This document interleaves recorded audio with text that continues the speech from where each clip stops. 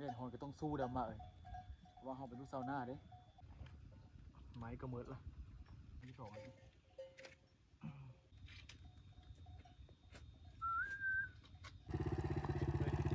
คุณจิโร่นะอ้าว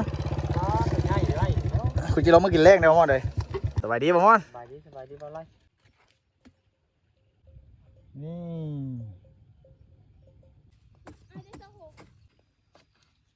ได้คนละ30กว่านะสบายดีสวัสดีทุกคนสวัสดีตัวแรงๆทุกคนเลยพอดีมื้อนี้นะตกกาทุกคนเลยตกกาอยู่หน้าขับเป้ต้นขาอีพอยเมย์ตั้งแต่เมื่อเสาร์นี้ทุกคนนะแต่ว่าสิมาเปิดคลิปให้ทุกคนเบื้องตอนแรกทุกคนเลยอัปเดตให้หน้านะทุกคนเก็บลงให้ลงหน้าและตั้งแต่อันพากันกินปลาน้ำขอบทอนสาวแอสาวพันธุ์มานากามาได้กับการนำตกกาทุกคนเลย นะทุกคนอันซักไมเลโคอันตั้งแต่เมื่อวานเลยทุกคนเลยแต่เฮาไปอัปเดตให้ทุกคนเบิ้งนะสั่งไข่อีพออีเมสแต่เมื่อวานนี้ตะโคนี่นะปลากระตกอยู่3ให้หน้าทุกคนหรือว่า3ให้หน้านะเพราะว่าปีนี้เห็นหน้าเขาลุ่งทุกคนนะหน้าเบาลอยนะแมนเมื่อเลยนี่นะแมนเมื่อเซนนี่กะชนปุ๊เดินของชาวบ้านเพิ่นเลยหน้าเบาลอยนะพอเห็นหน้าเขาลุ่งน้ำปีทุกคนนะพอดีมาเปิดจิ๊บตอนแรกกะมาใส่น้องสาวมาซอยเวทได้ทุกคนน้องสาวมาแต่ของเฮนตอนเช้านี่นา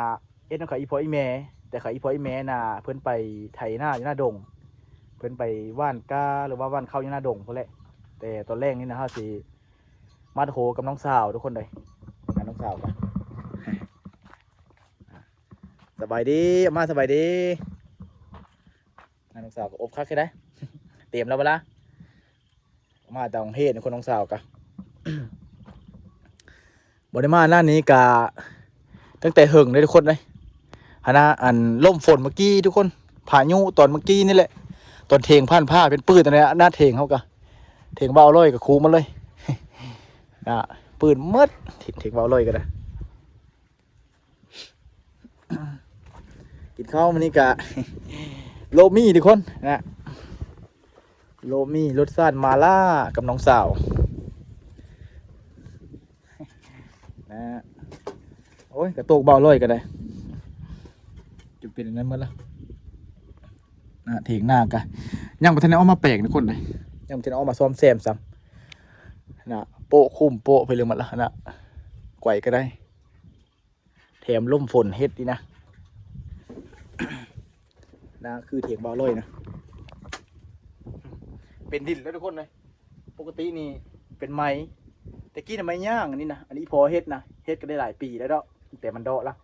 มันเป็นไม้ย่างแล้วก็โป๊ะคุ้มไว้ไม้ย่างนะขัดไม่แดงนี่โอเคเลยทุกคนเลยขัดทุกอย่างเขาต้องใส่ไม้แดงนะโอเคฮะนะอันนี้เสาไม้แดงโป๊ะบกินเลยนะไม้แดงนะทนท่านไม้แดงนะถ้าไม้ย่างนี่บ่พานทุกคนโป๊ะกินไว้ไม้ย่างนะส่วนพื้นกะยังไม่ทันเอาออกมาเสื้อทุกคนเป็นไปเลยนะนี่ก็ตัวไฟยังไม่ได้จัดเลยกระตุกกระตะเก้ากันนะ อันนี้แหละตอนกระตุกตั้งเต้ข่าวบอกเลยยังน้อยได้ทุกคนเลยนะเข่งกับหักโอ้ย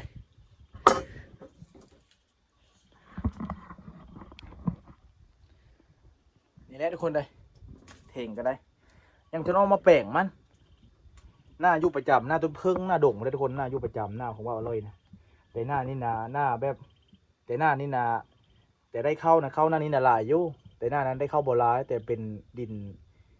นเดินกระลายนะพอดีแบบเลี้ยงโง่หน้าพุ่นนะอันนี้นะเขาจะเฮ็ดเฉพาะเอาเข้าแล้วก็ห้องบ่ได้อาศัยอยู่นี่มีแต่อาศัยไปอยู่หน้าต้นพึ่งพุ่นทุกคนเลยอาศัยอยู่พุ่นและพักอยู่พุ่นนะหน้านี้มีแต่อ้อมเบิ้งนำให้นำหน้าเดี๋ยวดูนะครับ ไปละผมแล้วบ้องไปนี่เรื่องว่าแล้วหน่อยอันนี้เอ้ยมากมาเลยว่ะ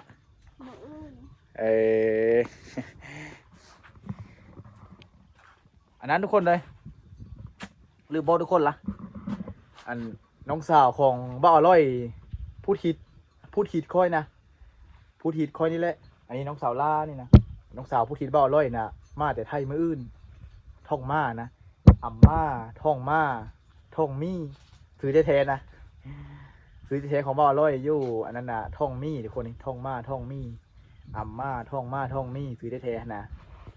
แต่ว่าตั้งซื้อขึ้นมาบ่อร้อยนี่นะบ่สิทธิ์เป็นคนตั้งทุกคนเพราะว่าซื้อโมนบ่สิทธิ์มันนะ น้องสาวก็เดี๋ยวสิอัปเดตน้องสาวอีเธอหนึ่งทุกคนเลยเป้าเห็นมาแต่ประเทศไทยแต่เป็นเพชรนี่อันนั้นได้เป็นออกมาแต่ไทยน่าจะประมาณตัวหนึ่งทุ่มตอนแรกนี่แหละตอนมาที่เพนเวลามาที่พี่ล้มนี่มันจะเป็นมื้อนี้เอาน่ะนะมื้ออื่นก็อันนั้นแหละมื้ออื่นก็ฮอดเดี๋ยวทุกคนเบิ่ง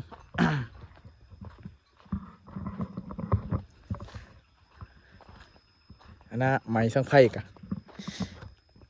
นะไม้ช่างไพ่กะซื้อเอาน้ำชาวบ้านเพิ่นน้ำเขานี่แหละเขาบ่ซ่องหน้าไกลๆกันเลยทุกคนเลยซื้อล่ำหนึ่ง5,000หรือว่าล่ำหนึ่ง10 บาทไม้ไผ่เนี่ยนะ10 บาทนะมาละเตรียมน้องได้ปะเบ็ดกับทำเลยบัดนี้เอาหัวมา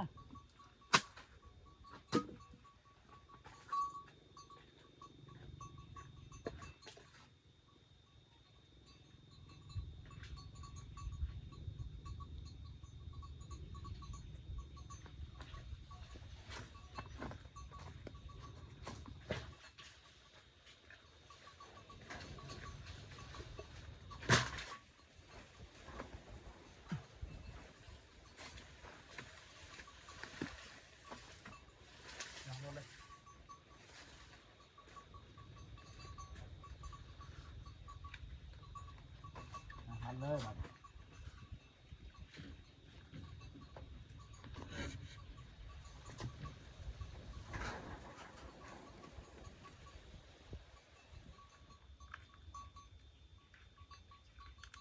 มันแน่นละเอาแน่นเลยแบบโง่ไปเอาเป็นแล้วนะมะเอาแบบโง่ดองปึ้นแล้วนะ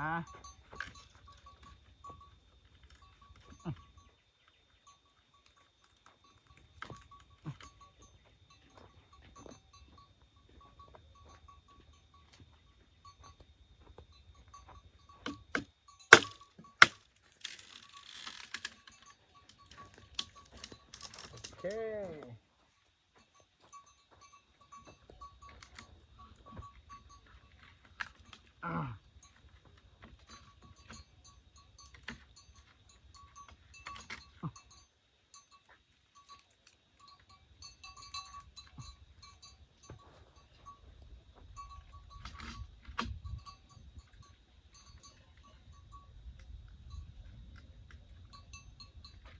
ฝนถึงฟ้าเมื่อกลางพันษา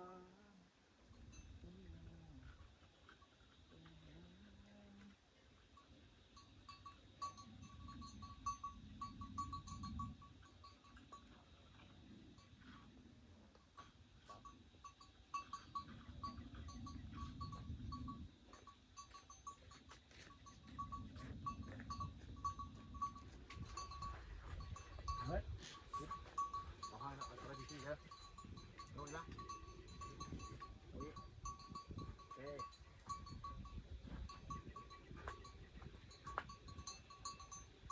กระเป๋าเสื้อผ้ามันเป็นบ่น้องสาวบ่ร้อยทุกคนเลยอ่านซ้ำเดี๋ยวละคุณบนนั้นหน่อยตัวคุณจิโร่ว่านี่ได้ปะเอามือกินเลี้ยงนี่ละคุณจิโร่เอาปะเนาะคุณจิโร่มากินเลี้ยงเอาเลี้ยงกินนี่มันเลี้ยงเลี้ยงมันไปเลยงามเลยเออมันเป็นแท้หน่อยกันเลยคิดจะหอบเลยหน่อย2บ่นี่มันติงเลยเฮ็ดยังโง่มาต่ำบัดถึงนั้นละไปพูดละ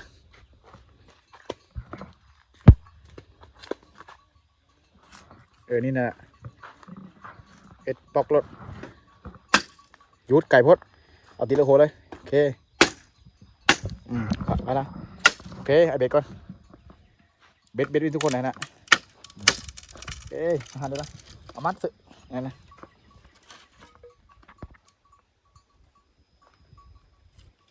ตัวมาเลย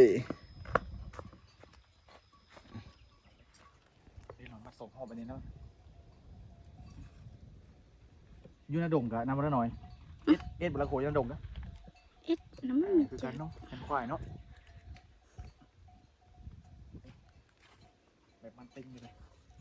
ไปไม่มาโต้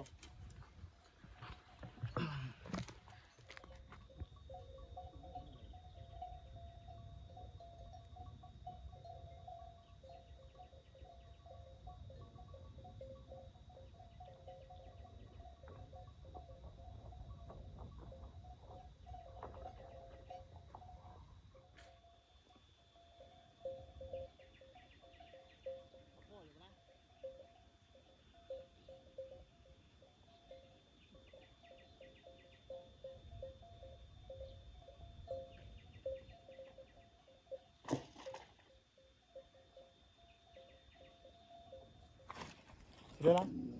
มู่อะไร ของกลางได้บนยังเอาอันเก้ามาแซมได้กันเลยมาเลย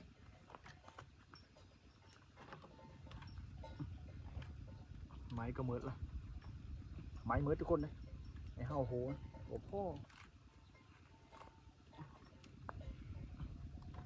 ตอนนี้เนี่ยโง่ล่ำเข้าไปเลยจุดเข้าไป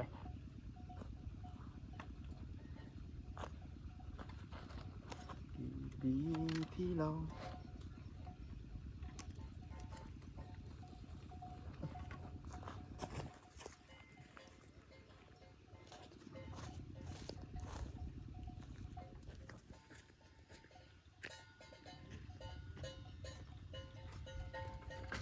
แนวละไปดูตามผมวะ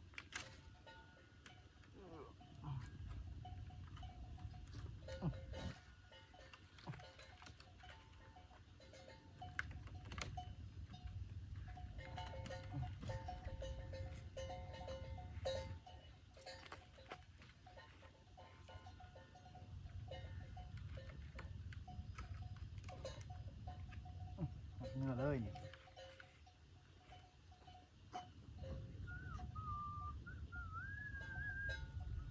มาเมื่อจ้ะ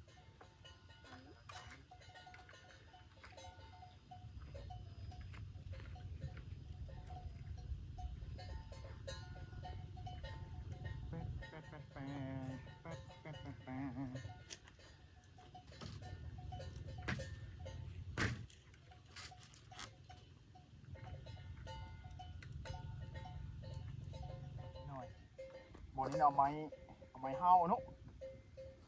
เอาทีนี้ไปละในนุ๊กเข้ามาเทียบจ้ะไปเลยในเงาเลยโอเคมาเลยโอ้ยยังไม่ถูกนะเอาที่สอง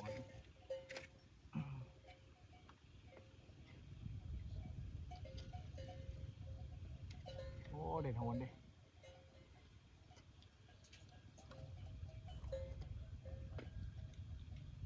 แข่งขาน้องสาวให้ทุกคนเลยย่างกันนับเลยชิวเลยมาเลยเอาตัวนี้มา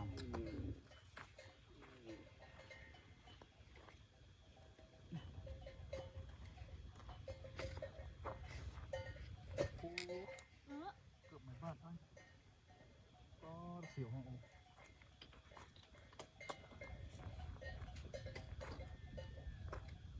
อยากมีเหมือนคนอื่นเขา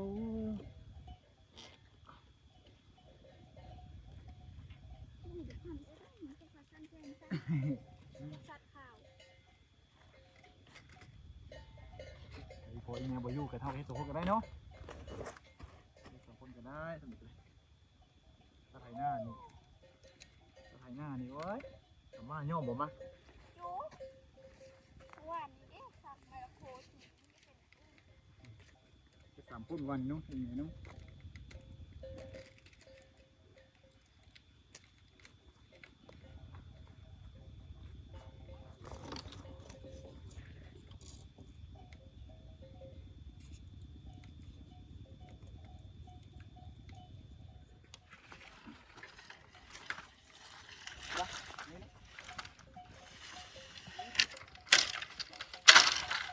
นี้นะมันน้อยเนาะน้อยแล้วเฮาละเอาไม้ดอกเอาทุกคนเลยเอาเฮาดอกเอาเฮาเก้าเอาไว้จิตัดเอาเฮาไม้ผัดที่ได้มีแต่เฮาไม้เฮาจะดูซับเสื้อเป็น3เฮานะ 7 อันเนาะ7 หลักเนาะ เป็นหลักปะมาต่อนะมาดิโอ้ยยังไม่ดูกระได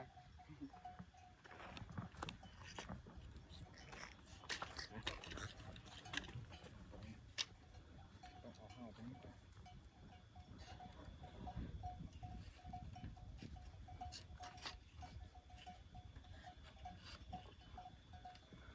เล่นหอนก็ต้องสู้ดำมาเอ้ย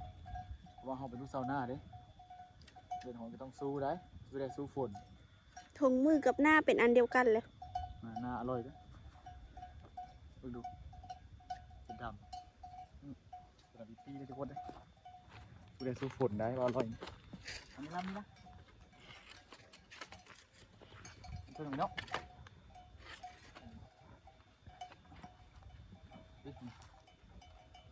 ผัดสองครับผัดตรงนี้อันนี้หน้าผัดอบกันได้หน่อย อยู่พูน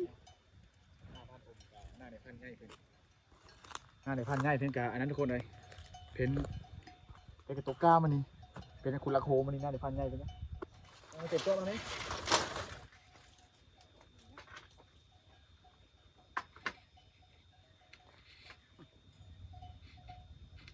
เก็บตัวมันจะคักกลับไปปะนี่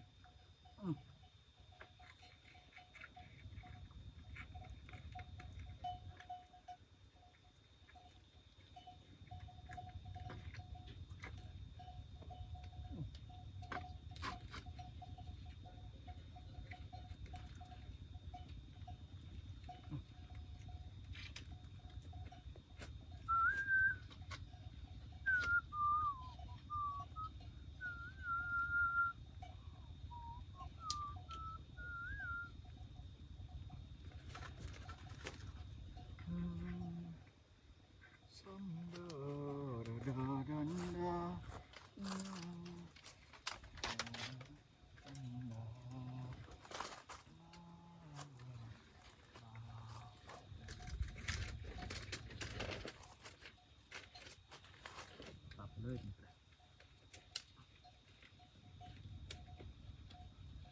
เราอินท่า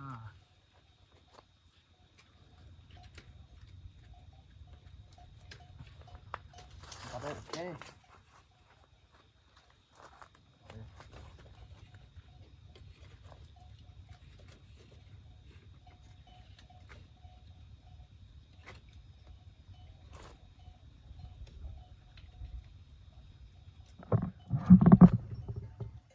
เอาทุกคนพอดีมัดส่งไอ้น้องเขากันแล้วนะจักมันละยู่โง่อย่างบอนี้นะเบิ่งสภาพนี่นะมาโด่งเขาก็ได้ทุกคนไหมเป็นหัวส่งห้าวเพราะว่าไหมมันบกโพ่นะไหมบกโพ่ซ้ำเฮ็ดได้แต่ส่งห้าวนะถ้าเห็นไม้เท่าลายนี่เท่าเฮ็ด3 ห้าวนะพอดีคักพอดีเพลงนี่พอดีประมาณเพลงแอลหรือว่าเพลงคืมห้าวนะอันนี้ก็จะเต็มไม้กับไม้โดตัวนี้กันนะได้ซ้ำนี้แหละ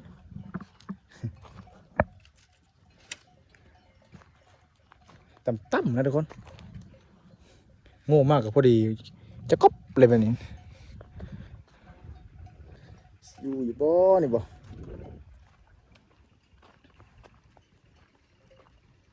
ตัวนี้ก็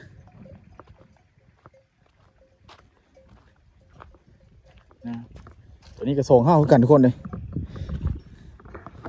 คือกันตัวนี้กันเป็นพ่อเพลทุกคนเพราะว่ามันบ่มีไม้เขานะไม้ก็ได้ซื้อไม้ก็นะลักโคนี่ก็ซื้อคือกันลักโคนี่ก็หลัก5,000สมัยลำหนึ่งจากโหนบนนี้พอจะตัดพอจะอาศัยน้องสาวบ้านน้องสาวพักเฮนคนนี้น้องสาวพักเฮนนะเฮ้ยน้องสาวมาเฝ้าโหตกานี่นะ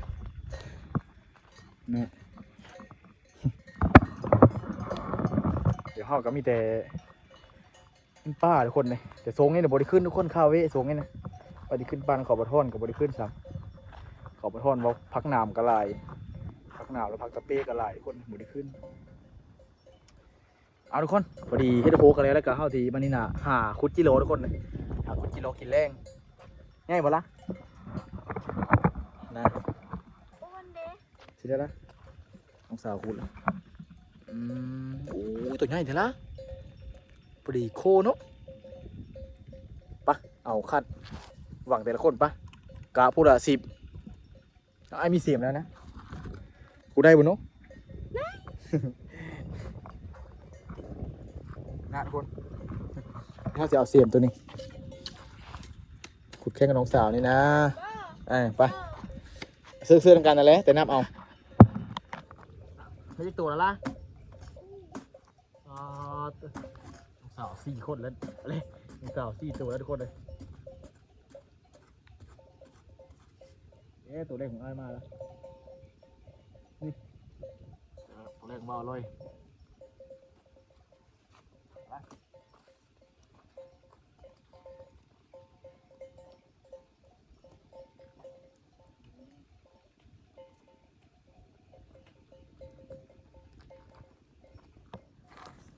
เห็นอีกแล้ว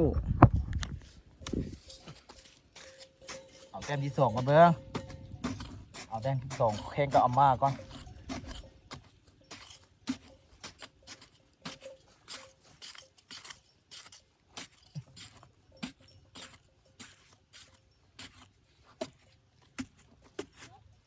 6 ลา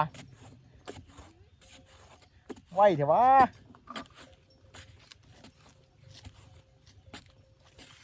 นี่เลย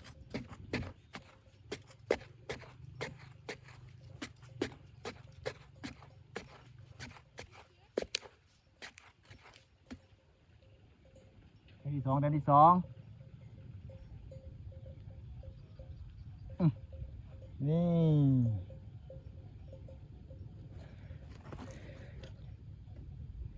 แต้มที่ 2ตัวเด้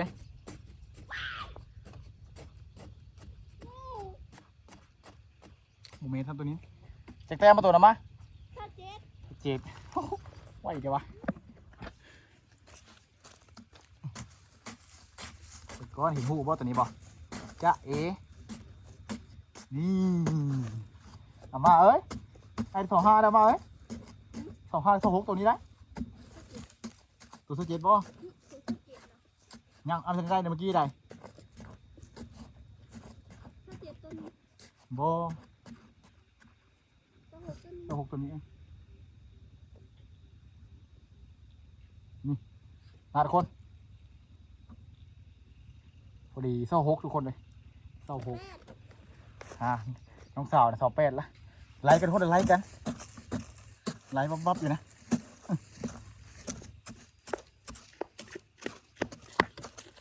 ไม่ลืมละ28ละหาหูบ่เห็นตัวนี้28เต็ม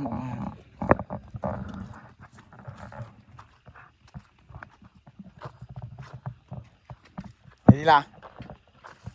ไหวเถอะวะเอาเด็กซีบังดูร้านเธอกันเก้าตัวนี้มาเนาะ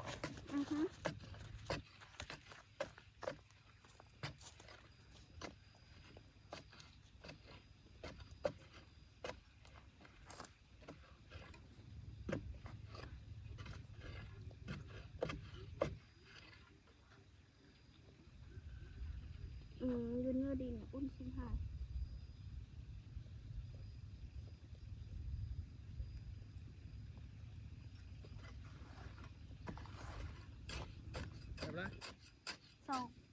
29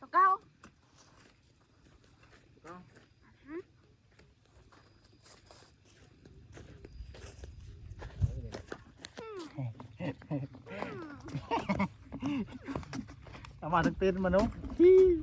ทั้งตัวนะมาเก่าอะไรหาหูบ่เห็นซ้ำมาสักเก้าหา26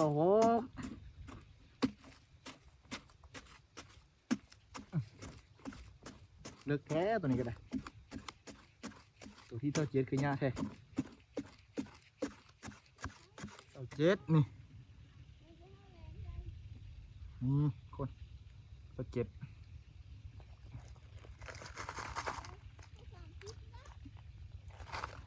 สเก็ต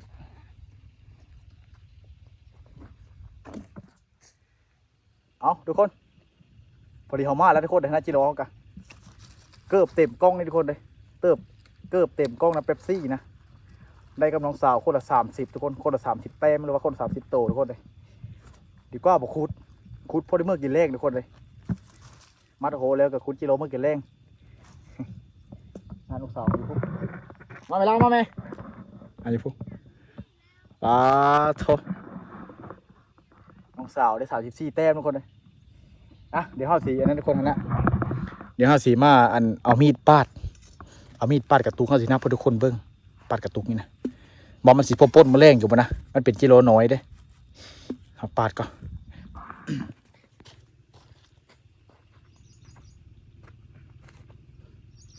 เบิ้งมาพอเลยละมันนี่เต้าหู้ลองปาดกระโดดปาดคอมันนะปาดคอกระตุก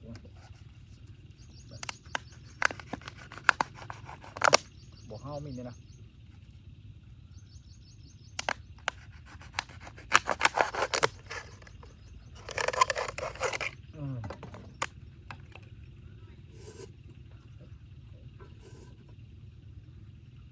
เพื่อวะคุณจิโร่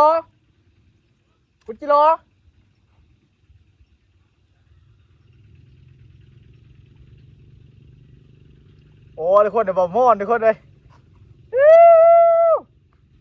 พอดีบอมอนมาเลยนะทุกคนโคบัดเดียวเลยนะได้หลายเติบโอ้บอมอนนี่เอาไปเลยเด้มาดิเด้ได้พอดีคุณจิโร่แล้วนี่นะคุณจิโร่นะคุณจิโร่มากินแรกนะมอนเลยมอนคือเด้หมานเห็นมอนได้ยินแววๆได้โอ้สบายดีมอนสบายดีบ่ไรให้เรื่องหักมาแต่ป้าหักมาแต่ป้าเอาเครื่องมุงป่านนี้เครื่องมุงตาบเลยเฮ้ยเฮ้อปัดโถนี่โอ้พวกเก่งนี่นะเฮ้ยเอาเครื่องข้อมูลฮะโอ้อาม่าน่าดงเขาพอดีโดนมันมักอ้อหัวโป่นในตาขาวพอดีเขาโป่นแดงพอดีเขาสมโมเนาะเพิ่นน้ำตาแกงสมโมเอาเห็นนะคะมันก็มีนักกินคุณจิโร่ต้องถึงไงครับนี่ได้ง่ายไหวเลยน้องตัวนี้เนาะโตเลยนะเป็นปุ่งปีเลยนะเรียบร้อยนะเอาร้อยไว้นะในคนละสุดเราแล้วหน่อยคนละ30ปลายเรียบร้อยละเรียบร้อยหาขมัดแล้วเฮ้ยมัดกันนะมึงดูหอมัดนะตั้มมาแล้วหอมัน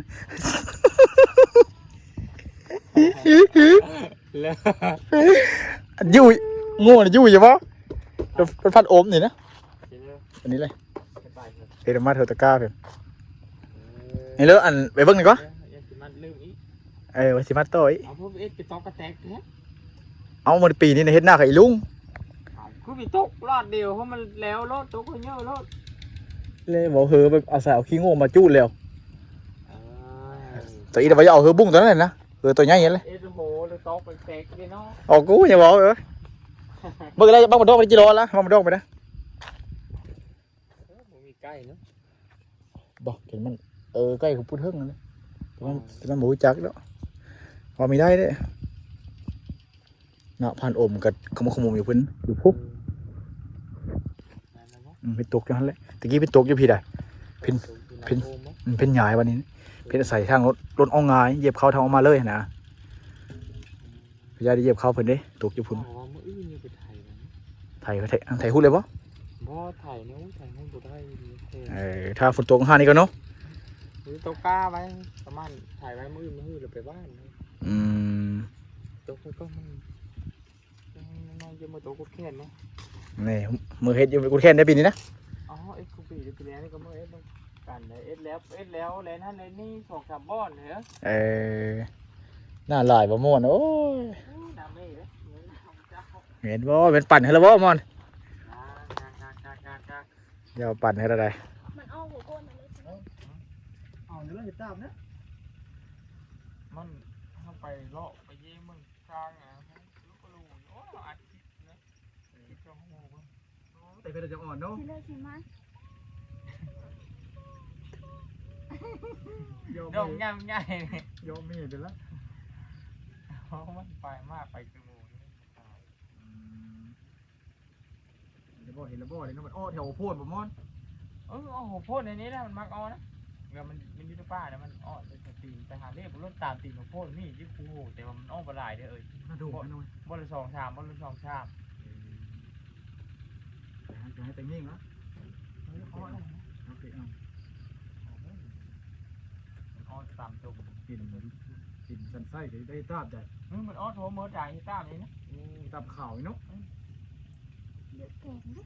เสยคักดิบ่ม่อนได้แกงบ่ม่อนเนาะ แข่งไม่ได้ แต่พี่ได้อี้มาเห็นเราเบิ่งไงนะอีกเห็นแล้วเบิ่งม่อน เฮ็ดอ้อมจัดการกับผ่านซินคั่วคักๆเช้านี่ เจ้าปิ้งแพร่เข้ากับบ่ผ้าได้ มันหยุดขึ้นเลยเฮ้ยชุมเฮาปลาไปเยอะแต่ได้เฮาได้น่ะประมาณ7 โมงแรงแล้วพันมาจนฮอด11 12 โมงจะได้โค้เฮ้ยเครื่องท้องมันนะดำยังดีบริดำแต่กินได้มันขึ้นแบบไส้มันเหม็นนั่นเองดีขึ้นคือมันแต่ว่าเครื่องท้องมันยังดีเอาเลยเขาบอกมันก็เอามาไปโอ้ยังแดงเอาข้อมอยู่โอ้ชากันนะมันหอนพัดโมซินพัดคือนี่เห็นยันเขารักเห็นไหมยันเชื่อนะเอาไปยันเขารักให้เขาหาการเครียดยังไงนะเพื่อนบอกโอ้ยัดเขารักอะไรเพื่อนบอกยัดจะส่งลูกปืนเพื่อนแล้วก็มันอัพได้ส่งลูกปืนล้มเพื่อนนั่นเด้ส่งเป็นแพร่นั่งนะมันหอนเด้คืนนี้ เป็นบ่ปู่ม่อนนะนุ๊ก เจ้าเฮาอัพไว้เขาบอกทางเย็ดประเดะแล้ว ตัวห้องกับพันผ้าผิดแพ้จะตายนะเฮาทำพันผ้าแล้วทงเฮาไปแต่ละมือตัวส่งทงกันนะที่ซิปจากปะผ้าจะขายเห็นนะเฮากับว่ามีมั่นใจไหมมีมั่นใจทงแย้งเพิ่นเฮาไปที่ซิปกลับมือที่ซิปมาได้กังเห็นเฮาเฮ้ย ตาย ตายเลย นี่เจ้าไข่ก็มาเหม็นช่วยเนี่ยโถ่เอามาให้ลึกแล้วนี่เชื่อมันนั้นแล้วขึ้นเครื่องในมันแล้ว เห็นว่ากันหูนะมด จะไปนะไปก็ระบอนนะไปการขึ้นเพิ่นมาก่อนแล้วเขาเห็นสนุกลูกคู่ฝนปอดดูนี่ขึ้นลงไปการขึ้น เดียว มันทีนี้จะว่าไปมันกัดไปแล้วมันเจอกันวันนี้เพิ่นเลยขึ้นมาก้อนคำไปนั่นนะเจอน้ำไม่หิวน้ำเด้ ว่ามันตลอดอยู่นะเฮ้ย ป้าห้าวกินข้าวแล้วเล่นให้มากินน้ำตะเฮิร์นเลย ทุกวันทำท่านดี มันมีเยอะเลยมันดับมันลึดอยู่ประเด็กกับฟุกอยู่น้ำเพิ่งมีได้ต้มเนี่ย ป่านะมีวะ มาบ้าน ขับแล้วนุ๊ก อยู่กิน ไป ปวดกิโล แซ่บมาเลยเอาทุกคนเมื่อกี้กับอันผ่านม่อนเพิ่นแวะมาแต่เกิดเขาอีออดกับบักอุดเมื่อกี้เพิ่นก็เลยแวะมาหน้าเฮาเพราะว่าหน้าเฮากะมันเป็นเส้นทางเป็นเคยผ่านในผ่านมาแหละแต่กะเบิ่งเขาลองถามน้องสาวเขาเห็นได้แต้มป่ะเห็นแต้มหน่อย 35 เฮ้ย6วะนะอันนั้นทุกคนมันคำแล้วทุกคนเขาลองเขาสิเปิดแฟลชทุกคนเบิ่งข้างหน้าได้คนละ30กว่านะกิโลกะนะว่าไปแล้วนะตัวมึงยังมึงใหญ่นะอ่ะบ้านนี้ก็เขาก็สิเอามือเฮ็ดอยู่เฮ็ดกินทุกคนเอามือโคอยู่เฮิร์นเลยโคป่นคักๆเคยพอยแม่หน่อยมือปะละปะ